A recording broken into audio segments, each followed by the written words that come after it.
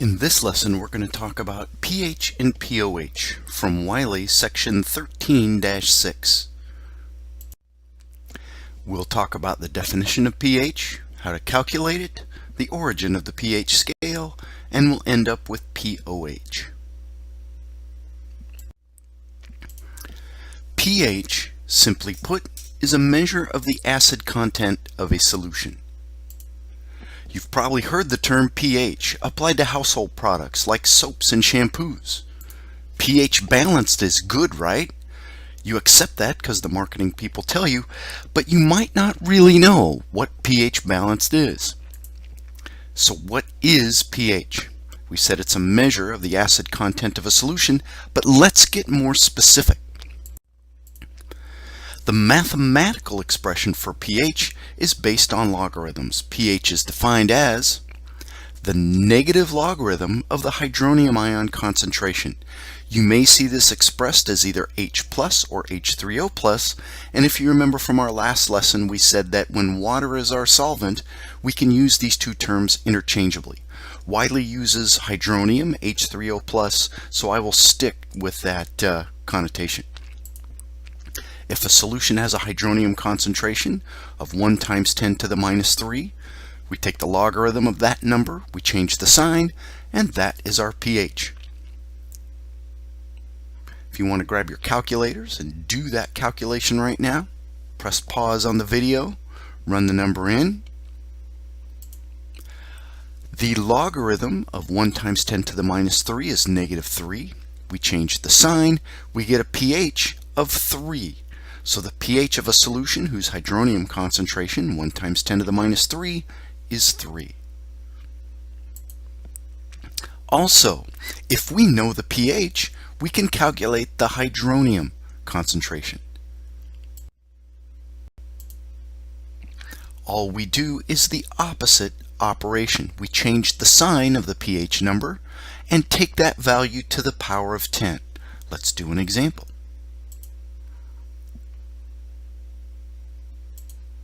If a solution has a pH of 2.5, the hydronium concentration is 10 to the negative 2.5. If you've got your calculators handy, do that calculation. Our hydronium concentration is 0.0032 molar. So pH and finding hydronium, opposite operations. Let's talk a bit about the pH scale now.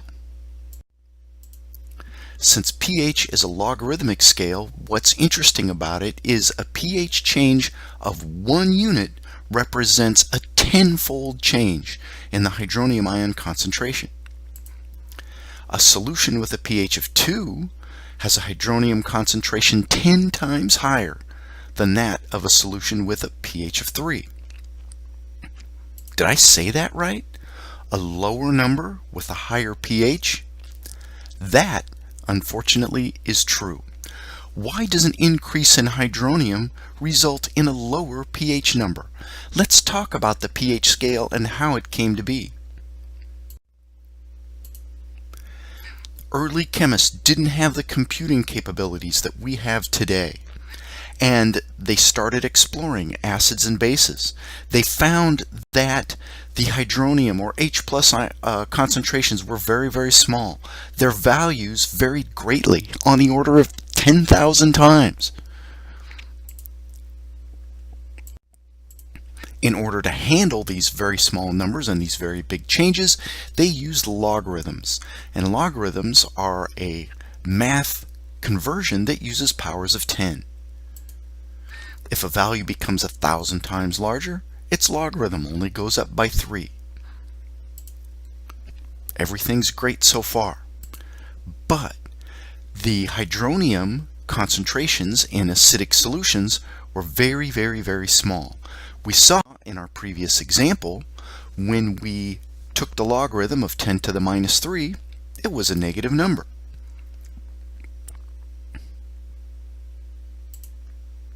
Most acid concentrations are very small, and scientists didn't want to use negative numbers all the time, so they came up with this system that involves a logarithm and changes the sign.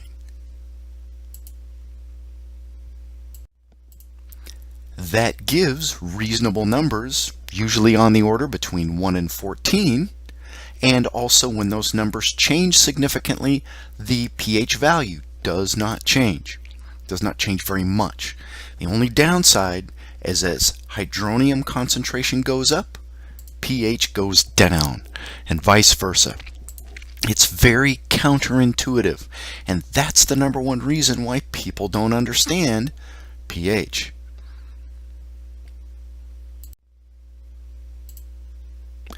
Like I said in the previous slide, pH values are usually between 1 and 14. Can you have a pH value outside this range? Of course you can. Let's do another example. What is the hydronium concentration for a solution that has a pH of 0? We'll go 10 to the negative 0. We come out with 1. That's a very common acid concentration. So this range of 1 to 14 is certainly not a limit. You can also have negative pH values, and you can have pH values greater than 14.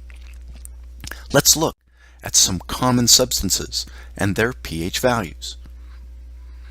You see that juices and colas have a very low pH, meaning a very high acidic content. On the other end, ammonia and lye, which is pure sodium hydroxide, have very, very high pHs. I have seen some sources say that pH values can only be between 1 and 14. That's not true. Most substances are in this range, but it is not a limit. So we've talked about pH. You may see some problems that have you find pOH. Can you do that? Of course you can. If pH is negative log of hydronium, pOH is the negative log of the hydroxide concentration. This p function is just the negative logarithm. You can take the p of any number. You can do it for hydronium, hydroxide. You may even see the negative log of some equilibrium constants. pKa, pKb, pKw. So when water is our solvent, we know that hydronium times hydroxide equals the equilibrium constant for water, Kw, 1.0 times 10 to the minus 14. That's a given property of water. We know that pH is the negative log of hydronium concentration.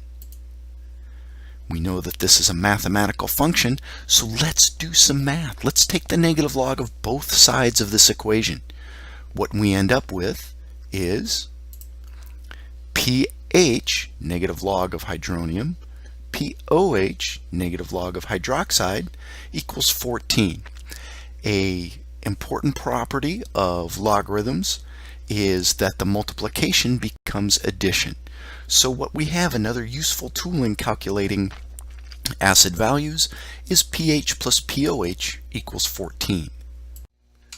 There's that relationship again. So if you have to find pOH from pH or vice versa, this relationship makes that conversion super easy. So let's look at a relationship between pH, pOH, hydronium, and hydroxide. They are all related to each other. I call this the magic square, and you're going to use this a lot in Chem 2. Okay, pH and pOH. We know that pH is the negative log of hydronium, pOH negative log of hydroxide. The relationship between the two, pH plus pOH, is 14. Hydronium. Now we can get hydronium by taking the opposite operation. If we go 10 to the negative pH value, that's our hydronium. We can do the same thing with hydroxide. That's our relationship between pH and hydronium, pOH and hydroxide. Finally, hydronium and hydroxide are related by multiplying them together, giving us 1.0 times 10 to the minus 14. If you know one of these four values, you can calculate the other three. And you're going to see this not only in acid-base, but when you do equilibrium calculations in later chapters. They're going to pull out pH. And what they may want you to find is OH minus concentration. So remember the magic square, super handy.